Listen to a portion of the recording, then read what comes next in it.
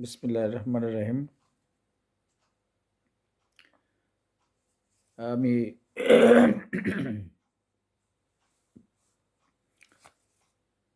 দেশের রাজনীতির উপরে কিছু আলোকপাত করতে যাচ্ছি। প্রথমে বাংলাদেশের আ আ সকল জনগণকে আমার সালাম, নমস্কার এবং প্রতিটি রাজনৈতিক দলকে আমার সশ্রদ্ধ সম্মান এবং বর্তমান বর্তমান যে ইন্টারিম গভর্নমেন্ট আছেন তাদের সবাইকে এবং প্রধান উপদেষ্টাকে আমার সম্মান, শ্রদ্ধা জানিয়ে আমি শুরু করছি। সেটা হলো যে গতকাল ১০ তারিখ বিশ্ব মানবাধিকার আ উম দিবস ছিল। সে সেটাকে ইস্যু করে এই ভারতের আ আরএসএস মৌলবাদী এই সংগঠনটি আ দিল্লিতে একটা আ বেশ বড়সড় একটা সমাবেশ করে। সমাবেশটা করে দিল্লিতে যে প্রধানমন্ত্রীর বাসার আশেপাশে এবং হচ্ছে অভিজাত এলাকায় আরকি। তো এটার মূল আরএসএস মূলত সংগঠনটি করে বিভিন্ন বড়সড় করেও করে এবং তারা গাড়িতে করে তাদের লোকজন আ উম নিয়ে আসে এবং খাবার-দাবার আয়োজন করে এবং বড়সড় একটা তারা সম্মেলনের মতো করে আরকি। তো আমি যেটা বলতে চাচ্ছি যে ওইখানে তারা আরএসএস এর আ মূলত ওখানে সম্মেলনটা করে গণজমায়েতটা করে আরএসএস আর ব্যানারটা করে আ ওখানকার যে সুশীল আ সমাজ তাদের ব্যানারে এই আ অনুষ্ঠানটা তারা আ সম্মেলনটা ওখানে করে। প্রতিবাদ সভার মতো। তো ঘটনা হচ্ছে যে তারা বেশিরভাগ প্রোগ্রামের আ আ আ মূল প্রোগ্রামটার জুড়েই ছিল বাংলাদেশকে নিয়ে। আ বাংলাদেশকে তারা অকথ্য ভাষায়, অকথ্যভাবে আ বাংলাদেশের নামে অপবাদ আ ছড়ায় আরকি। ছড়াতেই থাকে। তারা প্রত্যেকেই। ওদের ইস্যুজই হচ্ছে বাংলাদেশ। যে বাংলাদেশে এখানে সংখ্যাগরিষ্ঠদের উপর অত্যাচার চলছেই। বাংলাদেশের ওপরে বাংলাদেশ একটা বিশাল একটা মানে টেররিস্ট একটা দেশ। বাংলাদেশ এখানে সংখ্যালঘুদের উপর নির্যাতন করছে, এই করছে।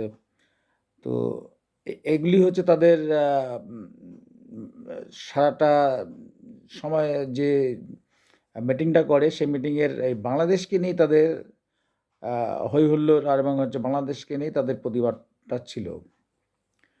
তো এখানে আরো অ আ যে আ আ তাদের ওখানে বীণাশ্রী আ সেও তাদের পক্ষ নিয়ে কথাবার্তা বাংলাদেশকে গালিগালাজ করে এবং হচ্ছে বাংলাদেশকে আ ই করে আ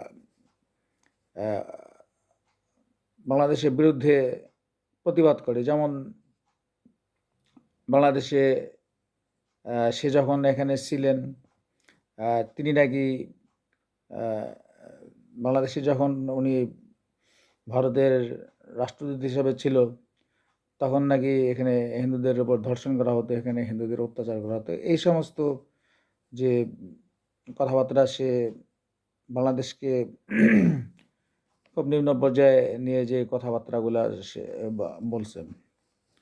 এবং বাংলাদেশের যে রাষ্ট্রদূত ইন্ডিয়ান রাষ্ট্রদূতগুলি ছিলেন, অ্যা আ আ পিনাক পিনাক চন্দ্র, তারপরে হচ্ছে পঙ্কজ শরণ, হর্ষবর্ধন এরা সবাই তখন যখন আওয়ামী লীগ সরকার গভর্নমেন্টে ছিল এরা এই রাষ্ট্রদূতগুলি যখন ছিল ইন্ডিয়ান, তা সবাই আওয়ামী লীগের পক্ষে কাজ করছে এবং তারা আওয়ামী লীগের হয়ে কাজ করে গেছে এখানে। তো তারাও ওই তারা সম্মিলিতভাবে সবাই এই বাংলাদেশকেই গালিগালাজ করতেছে এখন পর্যন্ত। অথচ দুদিন আগেও তাদের যে পররাষ্ট্র সেক্রেটারি এখান থেকে ঘুরে গেলেন, সে নিজেও দেখলেন, সে এত সুন্দরভাবে কথাবার্তাগুলি বললেন যে আমাদের বন্ধুসুলভ একটা দুই দেশের মধ্যে বন্ধুসুলভ আচরণ তৈরি হবে এবং বাংলাদেশের ভারতের সাথে সম্পর্ক সুন্দর হবে, ভালো হবে, এ ধরনের একটা কথাবার্তা তারা বলে গেল। কিন্তু আমার এখন মনে হয় যে এই যে আরএসএসকে দিয়ে, আরএসএস দিল্লিতে প্রধানমন্ত্রীর বাসার কাছে এগুলি যে করে, তো প্রধানমন্ত্রী এগুলি তো জানে, তো প্রধানমন্ত্রী এবং ওই বিজেপি সরকার এগুলি সবই জানে এবং তাদেরই একটা লেলিয়ে দেওয়া একটা মৌলবাদী সংগঠন আরএসএস এই বাংলাদেশের বিরুদ্ধে বলেই যাচ্ছে। এর আগেও একবার তাদের মূল, এখন আমার যেটা মনে হইতেছে যে শুধু এখানে হাসিনাই তাদের ইস্যু এমনটা না, তারা হাসিনা তো ইস্যু ছিল, কিন্তু তাদের মূল যে বিষয়টা একটার পর একটা ইস্যু দাঁড় করিয়ে বাংলাদেশের যে অখণ্ড ভারত, আরএসএস যে আছে, আরএসএস অর্থাৎ তথা ইন্ডিয়ার একটা, ভারতের একটা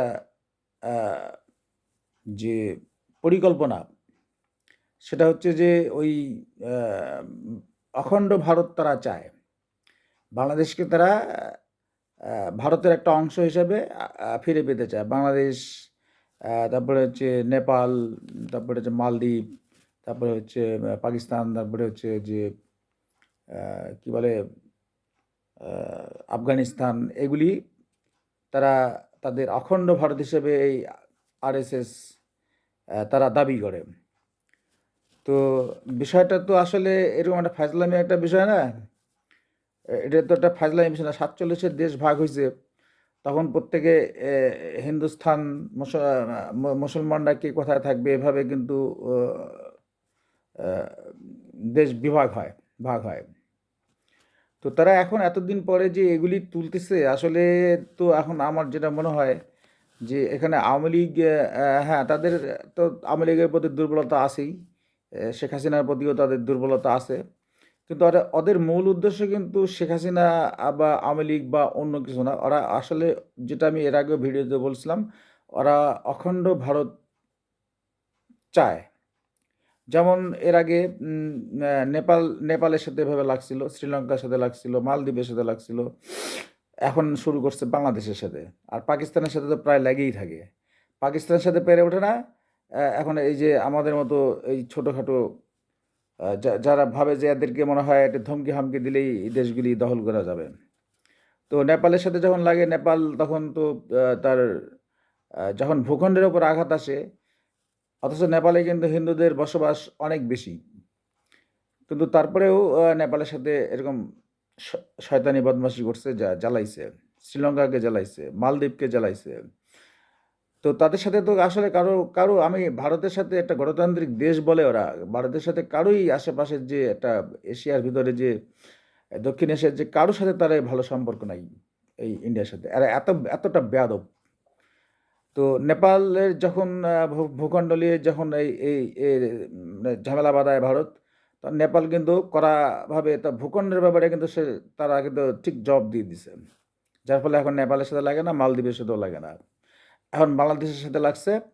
এটাই হচ্ছে তাদের মূল উদ্দেশ্য। আরএসএসকে লেলিয়ে দিয়েছে, এই গভর্নমেন্টই লেলিয়ে দিয়েছে, এই বিজেপি লেলিয়ে দিয়ে বাংলাদেশের এই পেছনে লাগছে। সারাটা দিন তারা কালকে এই এই এই যে এই এই তারা সভাটা করে এবং হচ্ছে বাংলাদেশকে মানে যত রকমের খারাপ নিম্ন পর্যায়ে ভাষায় কথাবার্তা বলা যায় বাংলাদেশকে নিয়ে তারা বলতেছে, আমরা নাকি এখানে সংখ্যালঘুদের উপর নির্যাতন করি, চিন্ময় কৃষ্ণের উপরে নাকি আমরা, তাদের নাকি মহাপ্রভু হচ্ছেন চিন্ময় কৃষ্ণ। আরে চিন্ময় কৃষ্ণ তো যে ইস্কনের যে তাদের যে ইস্কনের প্রধান ইসকন যে সংগঠনের যে প্রধান, তার তার তো ওই শিশু নির্যাতনের দায়ে তো এই চিন্ময় কৃষ্ণকে হচ্ছে বহিষ্কার করে।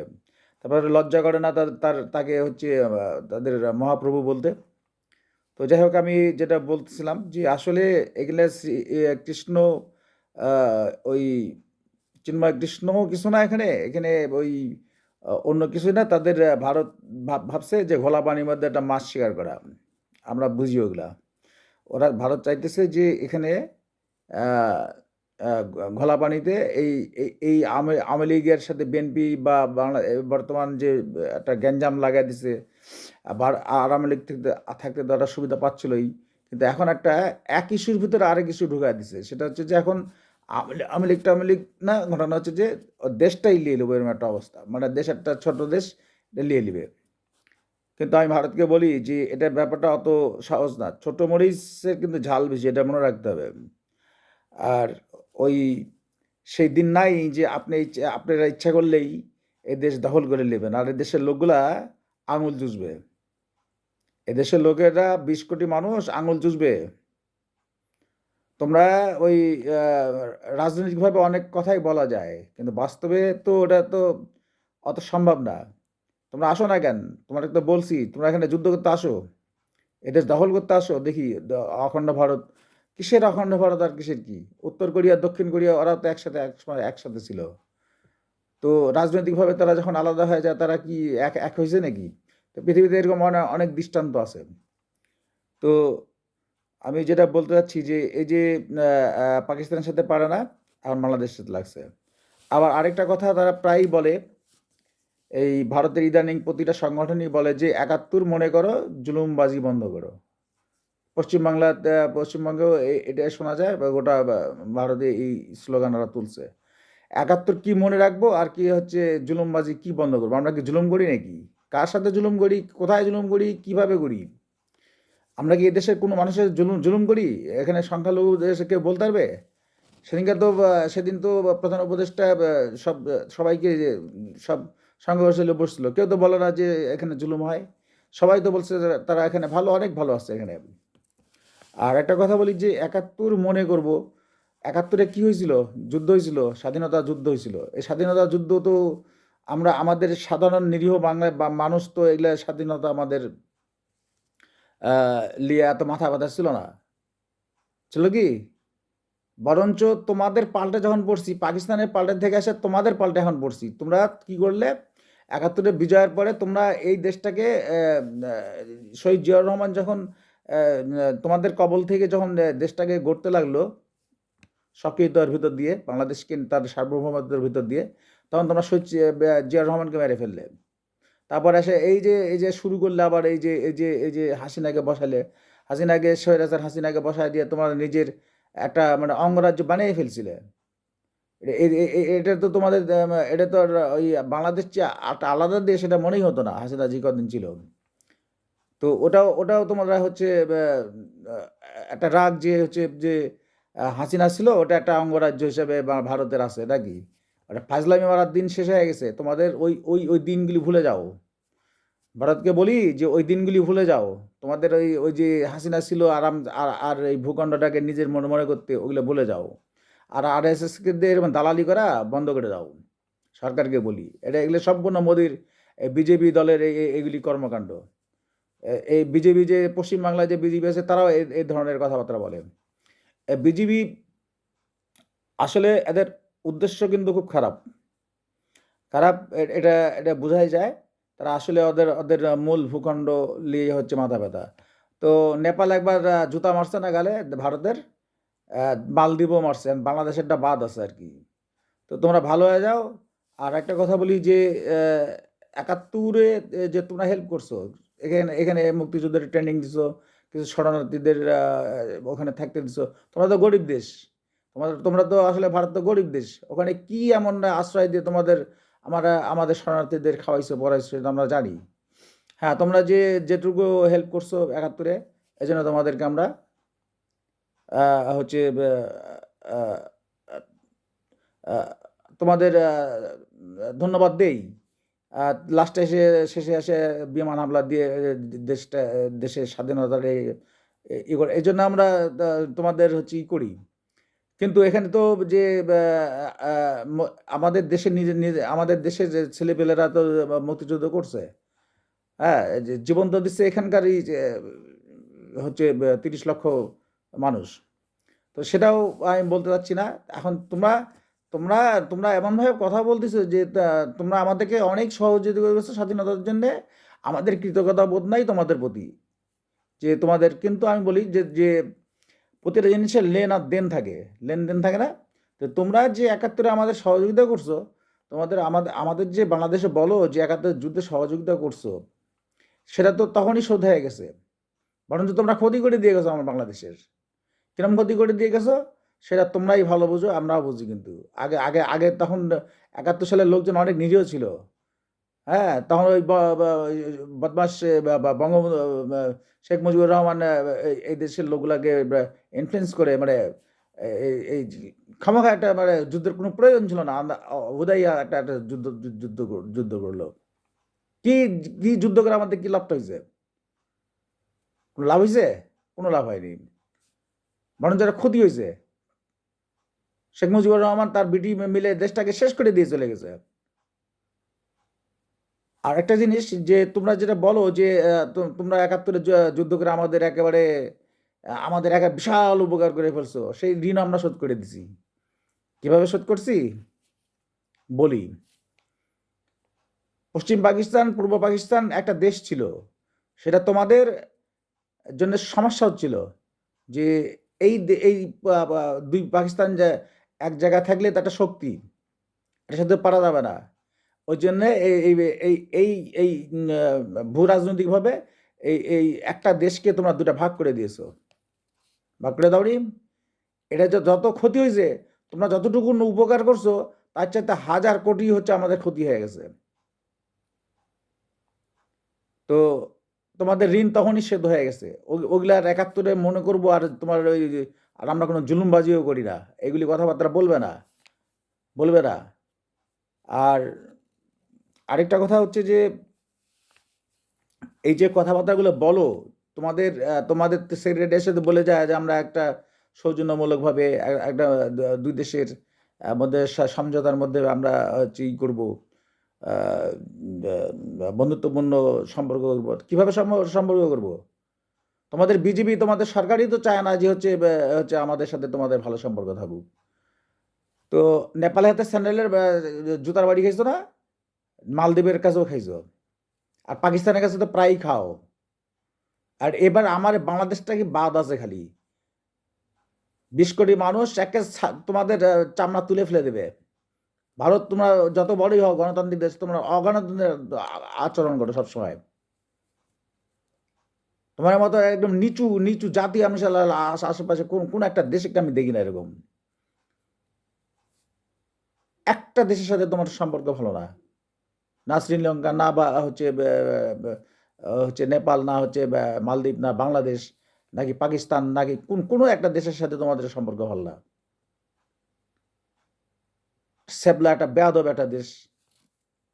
তো আমি আমি এই আমার বক্তৃতায় আমি বলতে চাচ্ছি যে একটা স্যাবলা এবং ছেঁচড়া একটা দেশ।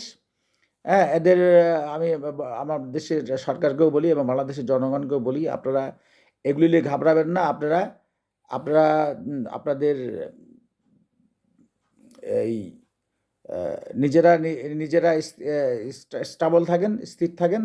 এবং হচ্ছে যখন ভূখণ্ডে, যখন আমি কথা শেষ করবো এইভাবে, যখন একটা ভূখণ্ড হচ্ছে মা, একটা আমার দেশের মা আমাদের পতাকা ছিঁড়ে ফেলছে, তারপর আমরা কিছু বলিনি। আর ভূখণ্ড নিয়ে যদি কোনো ফাজলামি করে, এই দেশের একটা শিশু বাচ্চার থেকে বৃদ্ধ পর্যন্ত তোমাদের বিরুদ্ধে লড়বে। তোমাদের খালি হাতে তোমাদের দিল্লি পর্যন্ত তোমাদের ঠেকা দেব। কই তোমাদের দেশে তো হচ্ছে ওই যে মনিরাম, মিজোরাম, ওখানে যে ঝামেলা হয় ওগুলো তো ঠিক করতে পারো না। বাংলাদেশে বেশি মানে দরদ বেঁধে গেছে, এখানে সংখ্যালঘুগুলো তোমরা ঠিক করতে আসছো। তোমাদের চাইতে বেশি আপনারা সংখ্যালঘুদের ভালো রাখি। তো এগুলি এগুলি বাদ দাও, দিয়ে অনেক জ্বালাইছো আশেপাশের দেশগুলিকে। তোমরা একটা বড় দেশ, গণতান্ত্রিক দেশ আমরা মনে করি, যদিও গণতান্ত্রিক আচরণ দেখি না। এগুলি বাদ দাও, বসে থেকে থেকে এগুলি, এই যে অখণ্ড ভারত তৈরি করব, এই করব সে করবো, এগুলো বাদ দাও। অখণ্ড ভারত তৈরি করতে গেলে আবার নিজেরাই খণ্ডিত না হয়ে যাও। তোমাদের তোমাদের যে রাজ্যগুলি তো অনেকেই তো এখনো স্বাধীনতা চায়, তো ওদেরকে স্বাধীনতা দিয়ে দাও। ওটা তো পারবে না। ওই জন্য বলতেছে অখণ্ড ভারতকে মানে এক জায়গা করতে যায়, আবার নিজেরা খণ্ডিত হয়ে যাবে না।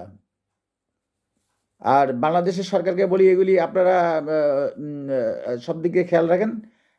আপনাদের যে কূটনৈতিক আপনাদের যে ইন্টেলিজেন্ট সব দিকে খেয়াল রাখেন। আর সবাই থাকেন, এই ভারত একটা এদের পরিকল্পনা খুব ভালো না। এরা যতই হচ্ছে কূটনৈতিকভাবে আলোচনা করে দেখ, এরা সম্পূর্ণ মিথ্যা কথা বলে। ওদের এর পূর্বে রাষ্ট্রদূতগুলো ছিল শয়তান, ছিল বদমাশ, ছিল আওয়ামী লীগের ধামাধারা ছিল এগুলা। এরা একটা ভালো ছিল না। আর এই যে আরএসএস তো পিছিয়ে লাগিয়েছে, লেগে থাকুক, অসুবিধা নেই। আমাদের ভূখণ্ডের উপর, আমাদের হচ্ছে আমাদের মায়ের অস্তিত্বের উপরে যখন হাত হাত আসবে, তখন তোদের হাত ভেঙে দেবো, এটা মনে রাখিস। এই কথা বলে আমি আমার বক্তব্য রাখছি।